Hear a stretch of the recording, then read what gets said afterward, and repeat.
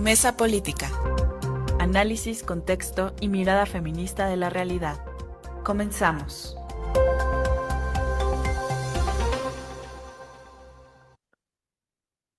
Hola, ¿qué tal? Muy buenos días. Hoy 29 de junio, ya estamos terminando el sexto mes de este año 2026. Gracias por estar en una emisión más de Mesa Política. Yo, como siempre, súper contenta y sintiéndome muy afortunada de tener estas tres grandes mujeres aquí cada lunes en la Mesa Política, una mirada feminista para avanzar en la igualdad. Marta Tagle, Angélica de la Peña y Imelda Marrufo, gracias a las tres por estar aquí. Y yo, pues simplemente soy Lucía Lagunes, soy quien tiene la suerte de conducir estas mentes privilegiadas. Y recordar el número en cabina 5535084761. También recordar que a través de las distintas redes sociales, Facebook, X, Instagram, puede encontrarnos como CIMAC Noticias. Ahí puede pues hacernos llegar sus comentarios, todo lo que está precisamente compartiendo, pues puede venir aquí y hacerlo también con nosotras. Y recordarles que las retransmisiones de esta emisión de este programa se realiza todos los jueves en punto de las 11 de la mañana a través de la frecuencia del 97.3 de FM en esa radio. Y también, pues, recordarles que Radio Monarca nos puede encontrar precisamente ahora mismo de manera simultánea que nos está conectando y agradecemos muchísimo que esté pues sumándose precisamente a esta apuesta feminista que hemos impulsado desde CIMAC. Así que Radio Monarca 106.7 FM, ubicado en el municipio de Contepec, en el estado de Michoacán. Muchísimas gracias por acompañarnos también y gracias a Radio Joco por sumarse también en esta iniciativa en el 106.9 de FM, esta radio que está ubicada en el municipio de Jocotitlán, Estado de México. Y pues vamos a arrancar, mi querida Marta, porque pues no podemos dejarlo pasar, lo pusiste, lo compartiste, me parece que es un tema absolutamente pertinente y las colegas estuvieron más que de acuerdo. Lo que estamos viendo en las redes sociales de esta agresión no me queda muy claro si era director o no era director, porque hoy en la mañana la presidenta dijo, bueno, yo no había firmado el papelito para ser director, pero Canal 11, por ejemplo, sube una carta de Víctor Rodríguez Padilla, que como ex director diciendo, pues me retiro del cargo, me pongo a disposición de las autoridades, presunción de inocencia, etcétera, Marta. Pues varios temas que trae esta violencia que vimos hacia la esposa de Víctor. Ella es María Felicia Jiménez, ¿verdad? Eh, ¿Qué lectura, qué tenemos que estar colocando, estimada Marta Tagle?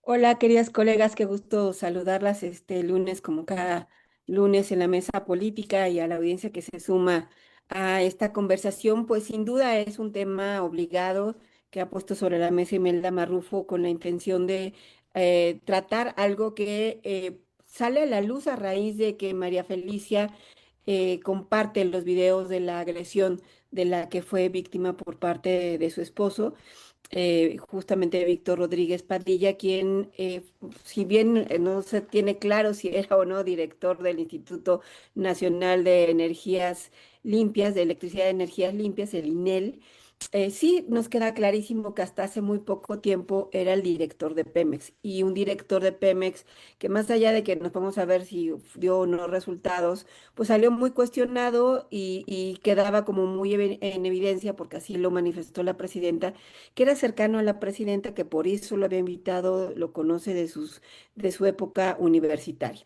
Y entonces lo que estamos viendo ahora, y como lo decía María Felicia, pues benditas cámaras, porque aún con los videos circulando, y con las entrevistas que ella ha dado recientemente, todavía se le cuestiona sus palabras. ¿no? Todavía le ponen en duda el por qué hasta ahora, por qué no denunció antes, por qué si era una mujer tan preparada, porque es una mujer con estudios de origen cubano, que vino a estudiar su maestría en México cuando conoció a Víctor Rodríguez Padilla. Y entonces le sigue cuestionando a ella, aún con la evidencia de los videos donde queda clara la violencia física de la que es objeto. Y además nos queda, a quienes hemos trabajado en estos temas de violencia contra las mujeres, nos queda claro que la violencia física no es lo que llega primero. Es muy probable que hubiera muchas otras violencias en el ámbito familiar antes de la violencia física, ¿no? Desde la violencia emocional, patrimonial. Ella misma manifiesta la amenaza de la que era objeto con respecto a que si denunciaba, iba a quedarse él con su hijo y la iban a deportar a Cuba. ¿No? Entonces, una serie de violencias de un personaje que pues se sentía poderoso porque era director de una de las empresas paraestatales más grandes de América Latina y por supuesto del país, y que pues contaba, digamos, con la confianza y cercanía de la presidenta. Pero la pregunta, me parece, para esta mesa es, ¿cuántos casos no están hoy en día en un video que permita denunciar, ¿no? Y cuántas mujeres están enfrentando hoy esta situación, no solamente por hombres que están cercanos al poder, ¿no? De entrada pondría casos como el de Cuauhtémoc Blanco y el de Félix Salgado Macedonio, pero muchos más debe de haber por ahí en los cuales incluso aunque hay denuncias, ¿no? Porque una de las primeras respuestas era que ella denunciara, aunque haya denuncias, simple y sencillamente no se le cree a las mujeres. Y por lo menos quedarme con los datos que maneja el Secretariado Ejecutivo que presenta datos cada mes, y tenemos que las llamadas al 911 de lo que va el año, es decir, en estos meses van más de 230,000 llamadas por denuncias de violencia familiar, de llamadas al 911. Entonces estamos hablando de una realidad muy presente en la vida de las mujeres y que hoy pues se hace evidente a partir de este video de una mujer que ahora sí que agarrando fuerza y valor decidió publicarlo en las redes sociales para denunciar la violencia de la que es objeto. Y esto que colocas, mi querida Marta Tagle, me parece muy importante porque nuevamente, Angélica, el cuestionamiento es a la víctima. Nuevamente se pregunta por qué no lo hizo, por qué no, bla, bla, bla, bla, bla. ¿Cuándo vamos a empezar a mirar hacia el agresor? ¿Por qué él agrede? ¿Por qué puede tener un cargo?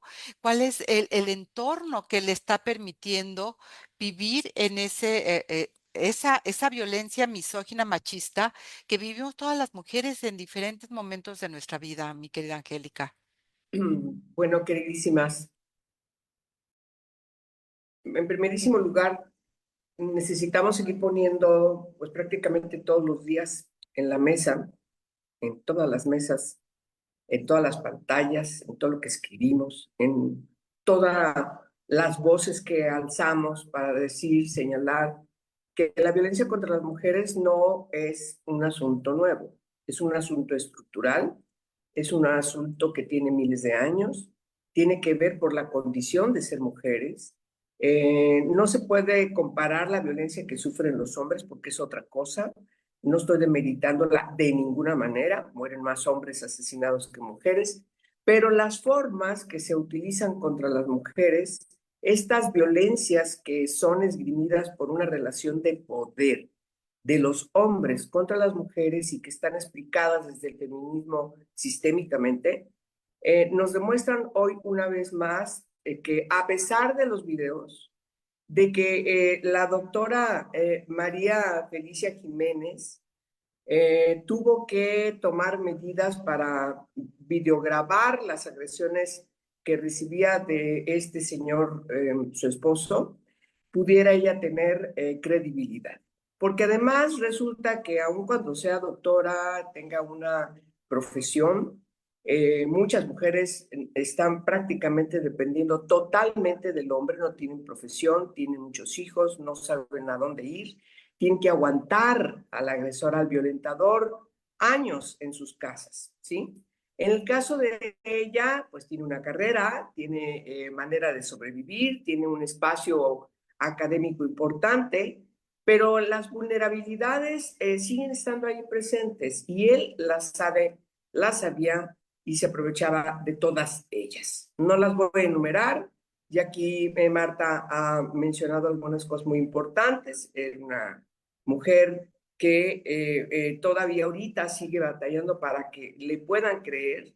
Debe seguramente tener muchísimas presiones porque este señor pues es una persona importante dentro del equipo de la presidenta.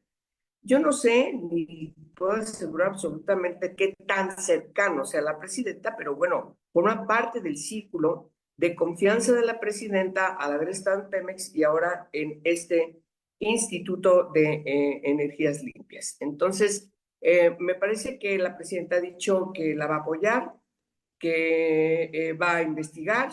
Qué bueno, ella por fortuna pudo demostrar en el video de que ciertamente este hombre es un terrible y peligroso violentador y que tiene que pagar las consecuencias de lo que todas y todos vimos.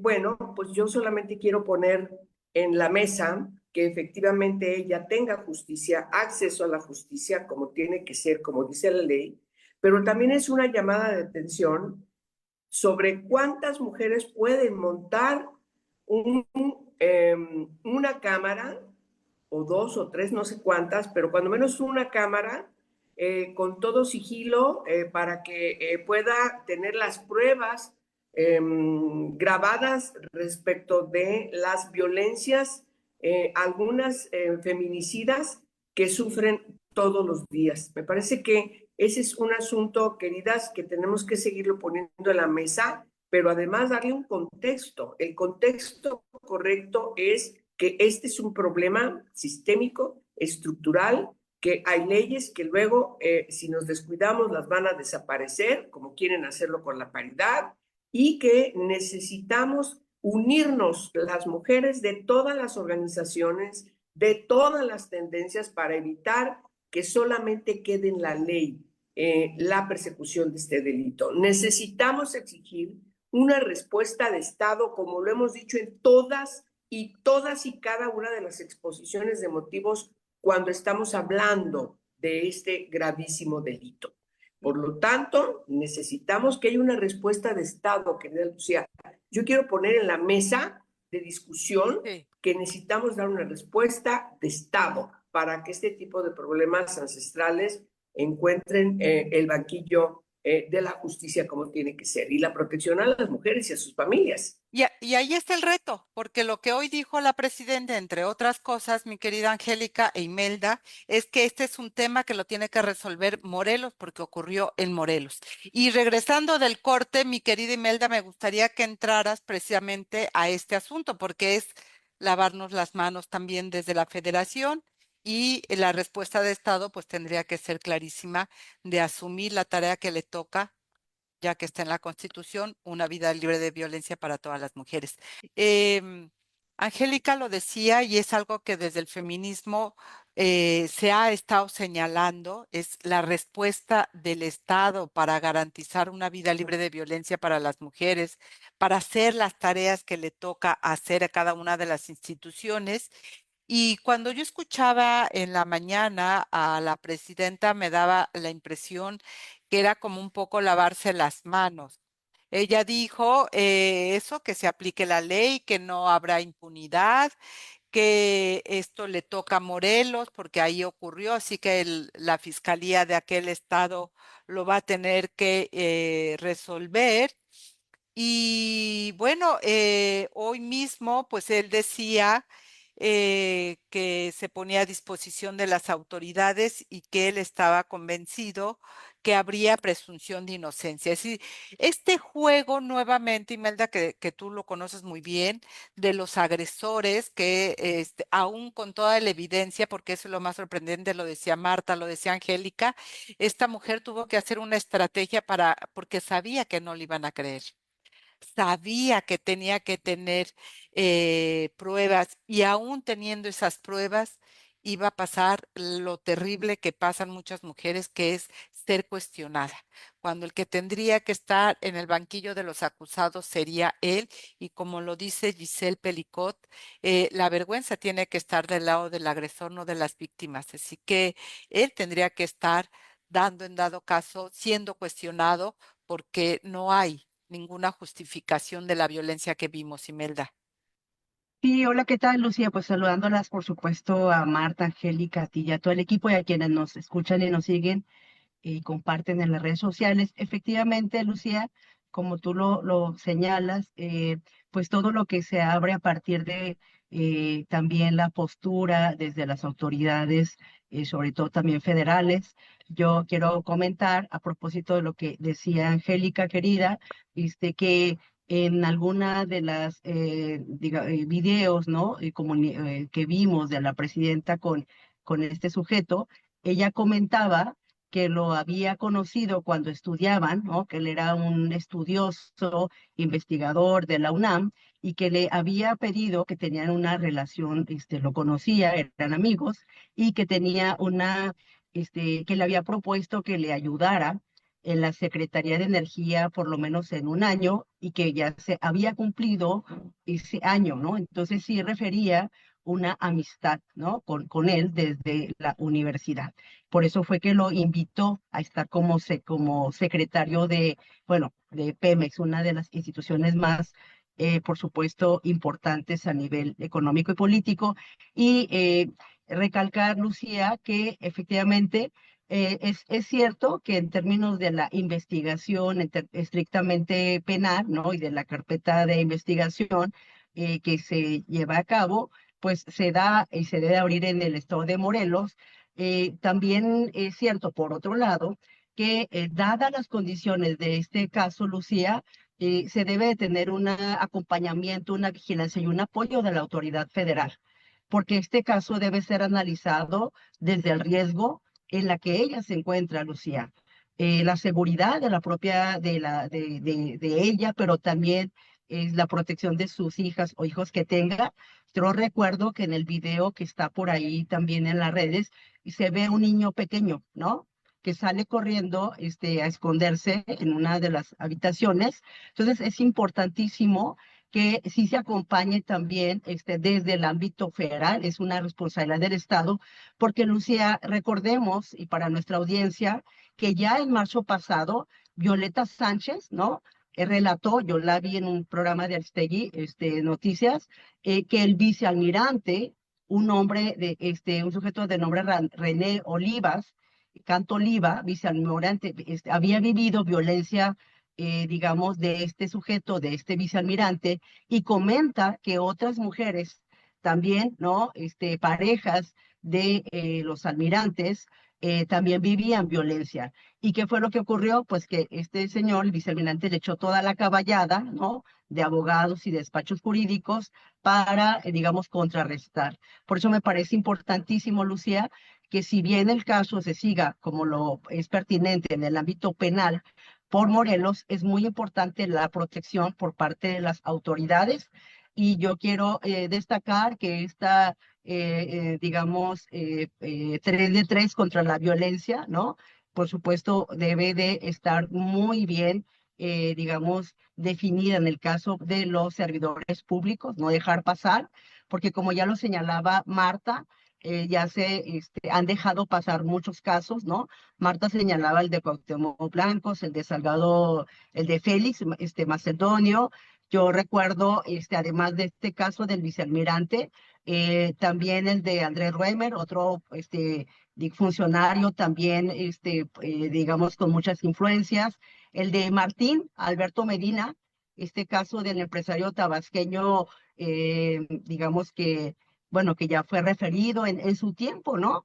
También Cuauhtémoc Gutiérrez, ustedes recordarán de ese otro caso, ¿no?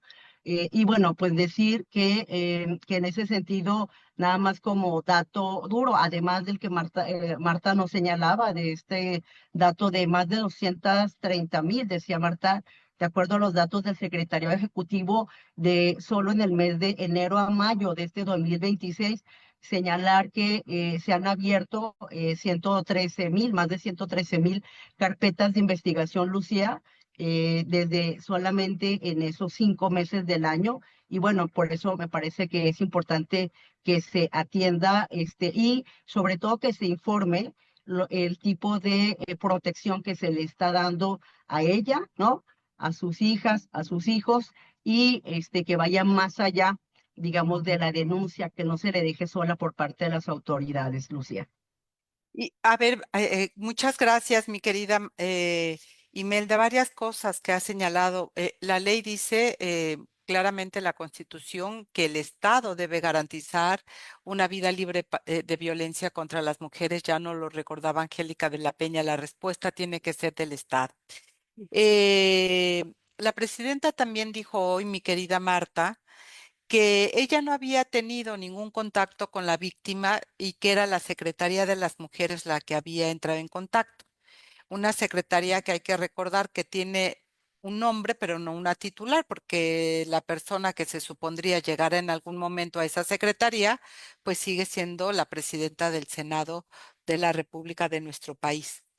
Y lo decíamos acá, esa es la debilidad institucional. ¿Cómo dar una respuesta de Estado cuando tienes la Secretaría, pues, de las mujeres, acéfala, ninguneada, déjame ponerlo así, mi querida Marta, aun cuando tengas la dependencia, no tienes titular, no sabemos qué tipo de acciones se está tomando y tampoco hay quien rinda cuentas y eso me parece muy grave. Es decir, las víctimas, ¿a dónde van finalmente? Sí, hoy escuchaba en una entrevista que dio Ingrid, la subsecretaria de la Secretaría de Mujeres, que justamente está encargada del tema de la atención de la violencia contra las mujeres, y mencionaba Ingrid que, Gómez Aracíbar. sí, así es. Ajá.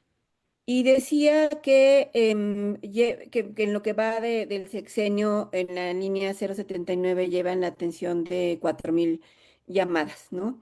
Entonces, si eso lo contrastas contra las llamadas al 911, 230,000, pues a mí se me hacen muy poquitas. Y sobre todo por el nivel de violencias, ¿no? O sea, tenemos la claridad de que las violencias contra las mujeres son un tema terrible, son uno de los principales problemas que hoy enfrentamos las mujeres en los diferentes ámbitos político, familiar, institucional, en todos los espacios donde estamos las mujeres se sigue reproduciendo la violencia. Y entonces se me ve demasiado corto. Pero además mencionaba que lo que hacen cuando reciben estas llamadas es pues canalizarlos que a los centros libres, que a la red de abogadas, habló que tienen 2,000 abogadas, en fin, ¿no? Y además lo que nos dijo, ¿no? Por ejemplo, es que estas abogadas, pues que en el mejor de los casos orientarán la vía legal, pero pues no no pueden llevar la representación legal de las mujeres cuando se deciden a denunciar, y sabes que ese tema es fundamental porque todavía todo lo que tendrían que enfrentar en el sistema de procuración de justicia en este país es tremendo. Entonces, efectivamente, me parece que tenemos una política pública para prevenir, atender y sancionar las violencias contra las mujeres total y absolutamente inexistente. Incluso Ingrid, la subsecretaria, decía hoy que estaban orientando a María Felicia para que ella decidiera por cuál vía iba a decidir proceder, porque ella no conocía y ella hablaba del desconocimiento que las mujeres tienen de por dónde hacer. Y entonces yo decía, bueno, pues no es el desconocimiento de ella, justamente el error o la falla está de que las instituciones no te están generando la posibilidad de que tú sepas a dónde ir. Y creo que a todas nos ha pasado, ¿no? Que nos llegan casos de violencia que no tenemos a dónde canalizarlos, o sea, porque difícilmente las vamos a mandar a un ministerio público para que las violenten, o las mandamos generalmente a los refugios de sociedad civil organizada que también todo el tiempo están batallando, pero no hay una institucionalidad realmente que atienda a las mujeres cuando sufren violencia en su familia.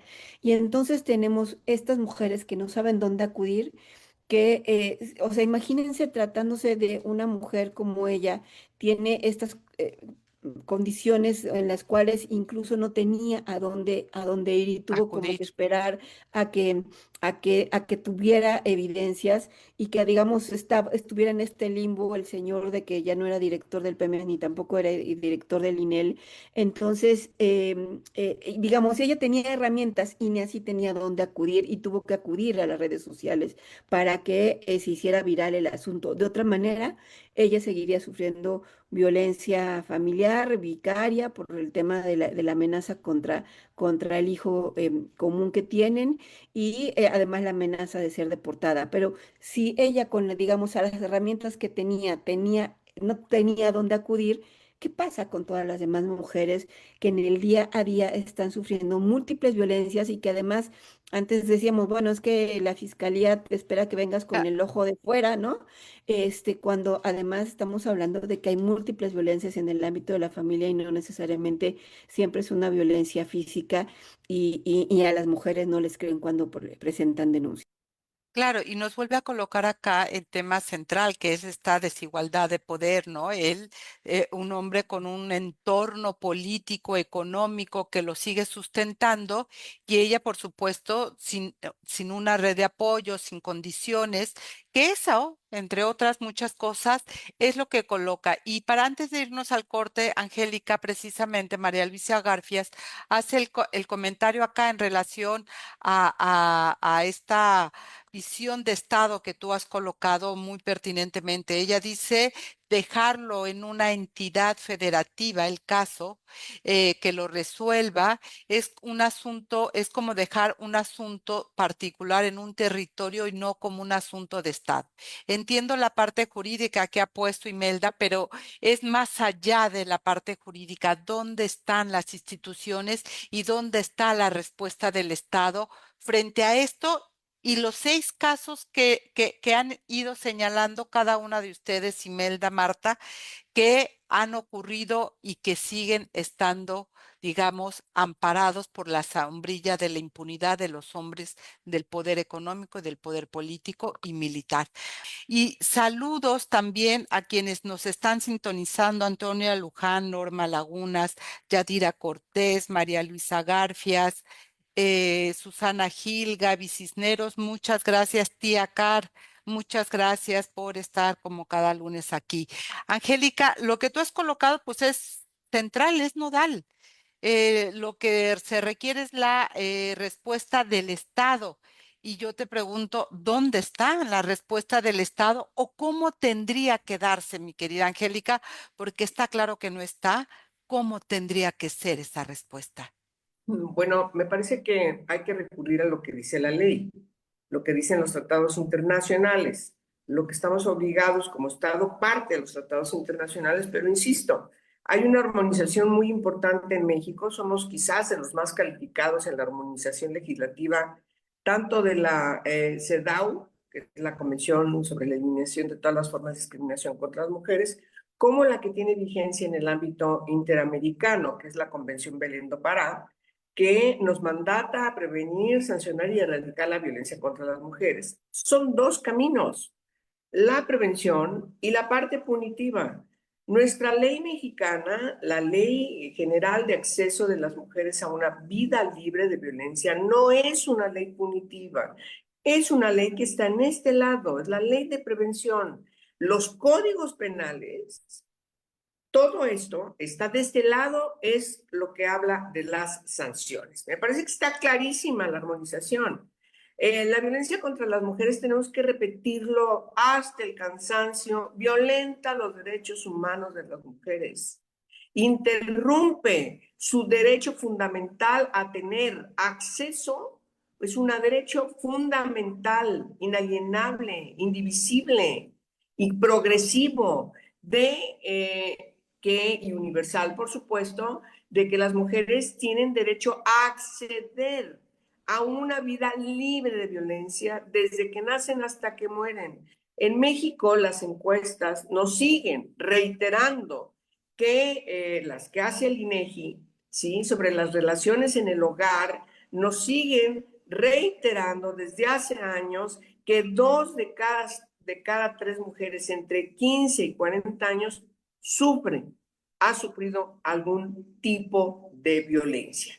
Me parece que está clarísimo el espectro de lo que hay que resolver. Ahora, ¿por qué insistimos mucho en que no recordar cuando se entró en vigor recuerdo muy bien que Marcela Lagarde y yo inmediatamente paramos los pelos de punta cuando entonces, cuando se publicó en el Diario Oficial de la Federación, un 2 de febrero del 2007, el presidente de entonces dijo, vamos a ser contundentes, utilizó un verbo infalibles, implacables contra la violencia de las mujeres. Dijimos, no, lo que queremos es que se ponga el Estado a trabajar en la prevención, anticipar a que efectivamente las mujeres, las niñas de todas las edades, de todas las condiciones, accedan a una vida de todo tipo de violencia. Y enumeramos las violencias, no solamente la violencia en el ámbito familiar, la violencia en el ámbito económico, comunitario, en las empresas, ahora frente a un embarazo, la violencia obstétrica, es decir, estamos hablando de asuntos no solamente culturales, estamos hablando de estructuras sociales que donde se para una niña o una mujer está siendo violentada por el machismo. Le hemos puesto nombre al problema. Es un sistema patriarcal misógino que violenta, que odia a las mujeres y expresa ese odio de muchas maneras. Las golpea, las maltrata, las mata, pero también hay otras formas de violentarla. Eso lo hemos dicho cuando hablamos de la violencia psicológica, de la violencia emocional. Entonces, ahora, ¿qué van a hacer las mujeres? Tienen que videograbar cuando son violentadas por el señor para que se les crea. ¿A dónde van a recurrir? Esta señora tiene condiciones para recurrir a los medios de comunicación, subirlo a las redes, pero cientos de miles de mujeres no pueden hacer eso, querida Lucía, querida Marta, Imelda, lo sabemos. Viven toda su vida y mueren de eso, de tristeza, en la depresión más terrible porque no saben a dónde ir y soportan la violencia hasta que mueren, o algunas hasta que las matan. Y diría no solamente que no saben a dónde ir, porque hay muchos también que acuden y no tienen la respuesta del Estado, no tienen la respuesta que requieren, no son protegidas. Imelda, tú lo preguntabas. ¿Qué acciones van a proteger a esta mujer? ¿Qué acciones protegieron a todas las víctimas de estos 6 personajes que ustedes han mencionado? A Cuauhtémoc Blanco, a Macedonio, a Andrés Roemer, a Martín de Tabasco, a Cuauhtémoc Gutiérrez de la Torre, a estos vicealmirantes, y ahora sumamos a este señor Víctor Rodríguez Padilla. ¿Quién protege a las víctimas, mi querida Imelda? ¿Y quién debería? Esas son las ausencias del Estado, porque entonces ahí nos quedamos. Eso le toca a Morelos. ¿Me explico? Ese es el tema, mi querida Imelda. Sí, Lucía, pues efectivamente el gran tema es cuáles son las acciones y la responsabilidad del Estado efectivamente en su conjunto, porque por ejemplo en el caso del vicealmirante o de la Marina y de otras instituciones de esa jerarquía, lo que se tiene que revisar, Lucía, es cuáles son, digamos, los controles, ¿no? Cuando alguien tiene mando, jerarquía, información y redes internas, cuáles son los controles y las medidas de seguridad para las mujeres para que puedan denunciar y para las que ya han denunciado en su caso puedan tener la protección por parte de las instituciones.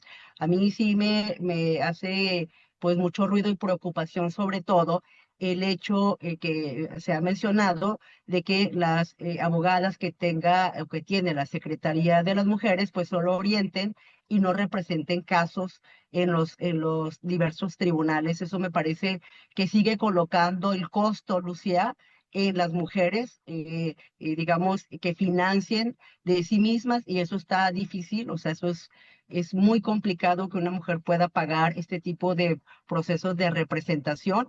Y por otra parte, yo recuerdo a la mujer que denunciaba a este vicealmirante Lucía, que comentó que en un momento hubo una unidad como de denuncia o de protección al interior de la Marina, pero que esta había desaparecido, ¿no? Entonces, me parece que aquí efectivamente el gran tema, siguiendo un poco el hilo de lo que ya ha expresado Angélica, cuáles son el tipo de estructura que se tiene que crear para poder enfrentar a quienes detentan cargos del poder. Porque si, inclusive en el caso de los empresarios y de otros más, ¿no? Sujetos, tienen estas complicidades, pues mucho más en el caso de estos personajes que nosotras hemos señalado. Creo que sigue siendo un vacío, una asignatura pendiente, Lucía, y esto me parece que debe abrir, ¿verdad? No solo esta situación, como ya ha expresado las compañeras, sino de que se informe, Lucía, cuáles son las medidas de protección para ella, para las niñas, para los niños, y qué es la respuesta a nivel integral e institucional que a nosotras nos sigue preocupando, Lucía. Y que ese es el tema de fondo que lo hemos estado colocando cuando hemos hablado también de la ausencia de la fuerza que tendría que tener la Secretaría de las Mujeres, Marta, porque ¿dónde está la política para garantizar la igualdad entre mujeres y hombres, la no discriminación y una vida libre de violencia para las mujeres? Porque es aventarse la pelota, mi querida Marta.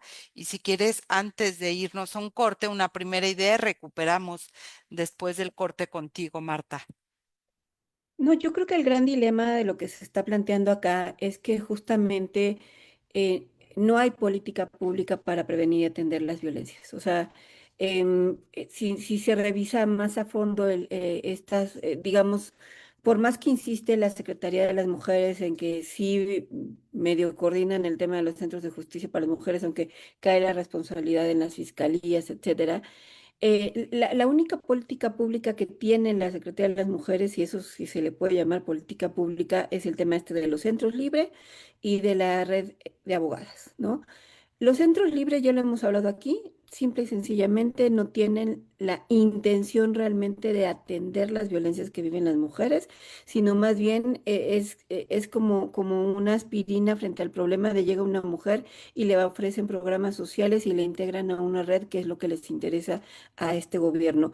Y la red de abogadas que casi hacen trabajo de pro bono y sin, ¿no? No tienen tampoco una seguridad en esta red de abogadas, pues lo que se dedican es, en el mejor de los casos, a darle alguna asesoría a esas mujeres y no atender realmente el caso que están enfrentando, con todo lo que implicaría incluso verificar la necesidad de estas medidas de protección a ella y a sus hijos cuando así se requieren y que éstas sean efectivas. Entonces, en realidad no hay una política pública que esté atendiendo a las miles de mujeres que hoy están sufriendo violencias en el país.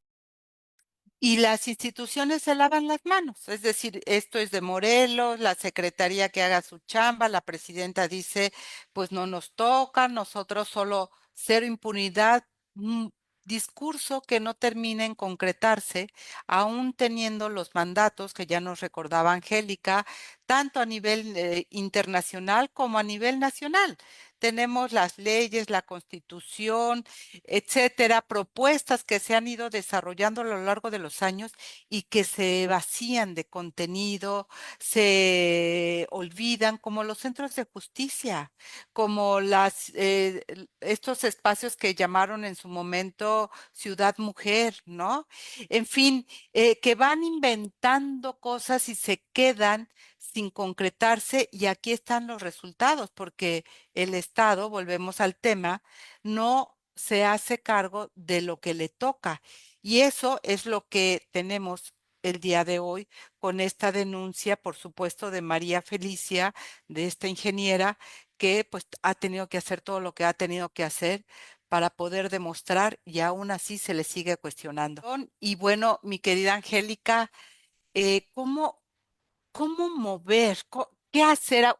Te lo pregunto de verdad porque, y se los pregunto a las tres. ¿Qué hacer para remontar este desdén del Estado mexicano por la vida de las mujeres? Uy, pues es una gran pregunta que nos hacemos todos los días. Miren, este, pues no es una bolita de cristal que tengamos aquí enfrente, ni obviamente sabemos que esto se logra con voluntarismo y con buenos deseos. Es una decisión política que se tiene que tomar por quienes están en la política, quienes conocen la política, quienes están en los espacios de poder.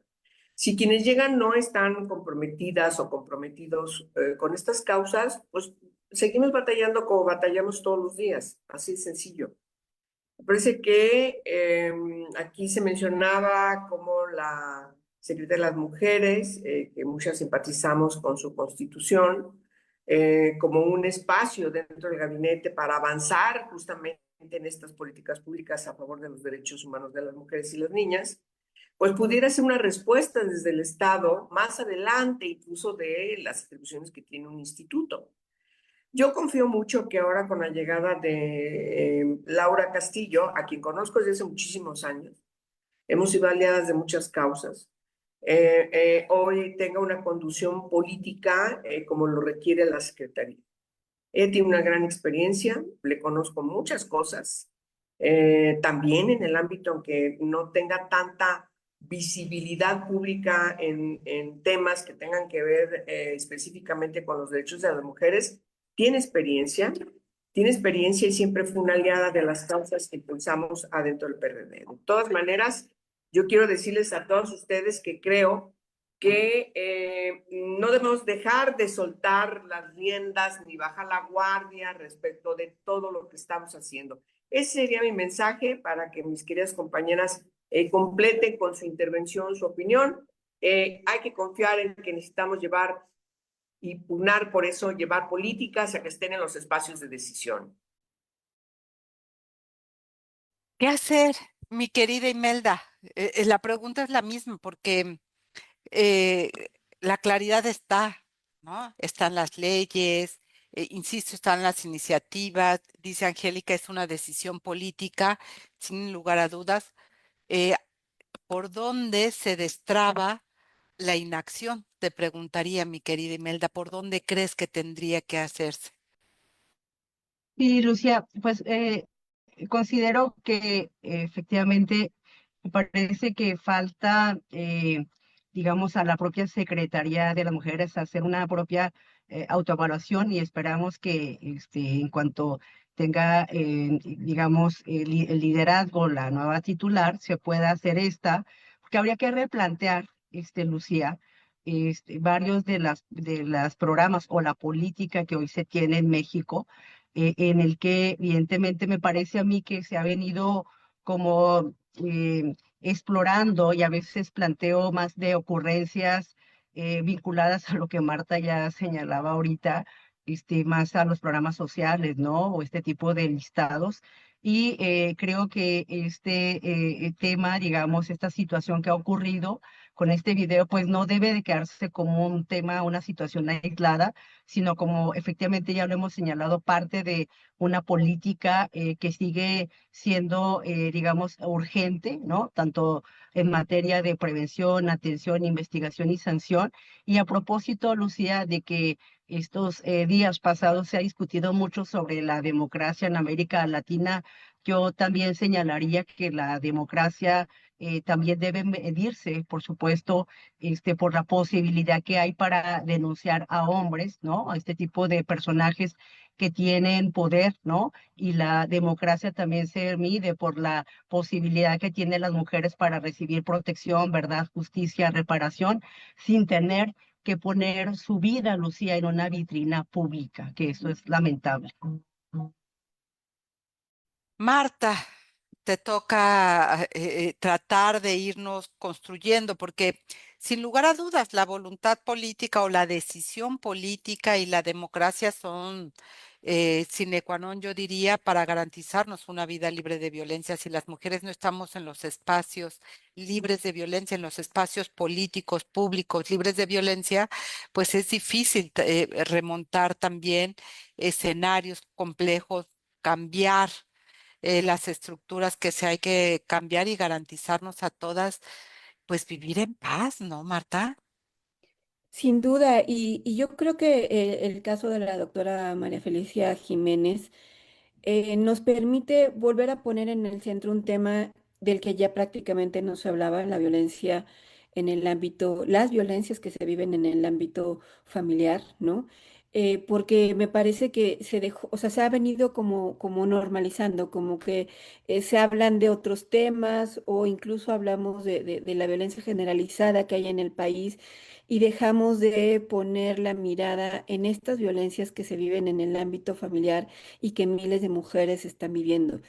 Y lo que hay que hacer y evitar es que otra vez se vuelva a perder el asunto, ¿no? O sea, que nuevamente pase, digamos, del asunto de los medios, la parte mediática, y volvamos a seguir viendo, porque incluso ya ni siquiera los datos del Secretariado Ejecutivo que publica cada 25 de mes son noticia, cuando deberían de serlo. Yo creo que nos podemos hacer el propósito en este programa de volver a retomar los datos cuando corresponda al programa, de sacar los datos que saca el Secretariado Ejecutivo, porque nos pone la evidencia de que además ahí siguen, o sea, la violencia familiar ahí sigue, la violencia sexual ahí está, va aumentando, incluso la violencia feminicida dicen que está disminuyendo, pero hay otras violencias que están aumentando y creo que estamos obligadas a no dejar de tratar el asunto, porque lo que nos pone en evidencia este caso de la doctora Felicia es que la violencia la vivimos todas, no importando la posición política y económica en la que nos encontremos. Es una realidad que atraviesa la vida de todas las mujeres, que puede darse por mujeres poderosos con poder público, pero también las relaciones de poder que se dan al interior de las familias implican eso. Los hombres tienen un poder que no tienen las mujeres y por eso ejercen esa violencia, porque su voz se cree, porque la relación que tienen con respecto al poder es que ellos son los que siguen teniendo y detentando el poder, incluso en la familia, y por eso no se les cree. Y entonces, aunque hablemos de los funcionarios, pues también el señor común en una casa que está violentando a su familia también ha tenido el poder para violentarlo y para que se le Claro. crea más a ellos. Entonces, estas realidades son las que siguen afectando a todas las mujeres de pie y finalmente decir que no hay una política pública real. Nunca, o sea, nunca ha terminado de haberla. Ya comentaba Angélica lo que ha pasado desde que se hizo la ley, pero creo que teniendo un gobierno que se dice feminista, de llegamos todas de la primera presidenta, estamos obligadas a exigirle que se haga algo más que decir que se va a investigar, que se separó del cargo de este caso en particular, sino qué se está haciendo con todos los demás casos. Me parece más que pertinente es esto que vas colocando, porque efectivamente eso es lo que tendría que hacer una jefa de Estado, precisamente. No solamente una declaración, sino tomar este asunto como la tarea que le corresponde, porque está ahí. Ella misma, ella misma promovió la reforma constitucional para garantizar una vida libre de violencia. Y hay que recordarle que también eso le implica un compromiso a ella, mi querida Angélica. Un compromiso. Tienes el micro cerrado. No, bueno, sí, necesitamos insistir en que este no sea un asunto coyuntural. Siempre hablamos de esto cuando hay un caso emblemático como el que acabamos de conocer, pero me preocupa muchísimo que salimos de este asunto y otra vez vuelven las inercias y entonces porque no estamos tomando en serio el marco jurídico que hemos construido justamente para prevenir, para sancionar y para erradicar la violencia contra las mujeres. Son tres cuestiones totalmente diferentes. Tú mencionabas los refugios de las mujeres están siendo abandonados, particularmente los que estaban antes, recibían apoyos que antes y que ya ahora ya no reciben, que son de las organizaciones de la sociedad Sí. civil. Este asunto no importa porque no es redituable estar luchando, trabajando, diciendo con toda claridad que hay que cambiar el sistema de vida. El problema es que es sistémico, es estructural, son Sí. estructuras que tenemos que tocar y eso molesta mucho. ¿A quiénes? Pues a los que no quieren cambiar y están desde siglos y siglos y siglos perpetuando este tipo de comportamientos misóginos. Por lo tanto, hay que seguir trabajando en eso. Absolutamente, mi querida Imelda, te debemos el cierre, estamos a un minuto para cerrar. Una frase con la que cerrarías. Lucía, pues nada más recalcar que cuando la violencia ocurre en la casa, frente a un agresor que tiene poder, esta siempre se da al amparo también de una red de protección que él tiene, por supuesto, a su cargo.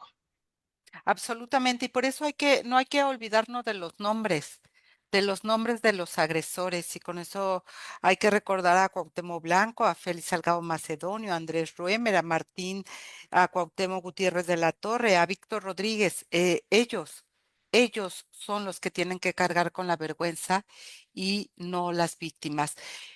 Se nos ha agotado el tiempo, seguramente en la próxima mesa tendremos este y otros temas. Lo que plantea Marta creo que es muy valioso de recuperar cada mes lo que va diciendo el secretariado precisamente y analizarlo aquí en esta mesa, no dejar que los temas se nos olvide, porque la noticia puede pasar, pero la vida de las mujeres sigue ahí.